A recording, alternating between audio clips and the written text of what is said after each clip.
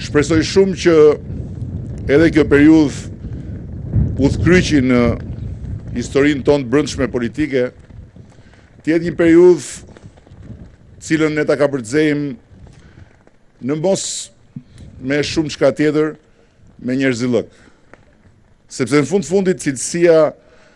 e një demokracie nuk matet me sa shumë njerëzit bien dakord, po me sa njerëzit jetojnë mos dakordsinë mes tyre. Dhe jam i bindur që ne do t'ja dalim,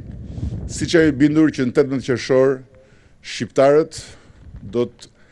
japin një mesazh të qartë dhe të fortë për të gjithë se rruga jonë është Europa, se në këtë rrugë zbatimi i reformave që na bëjnë një vend evropian është i pashmangshëm dhe nuk mund të shtyhet më tutje në kohë.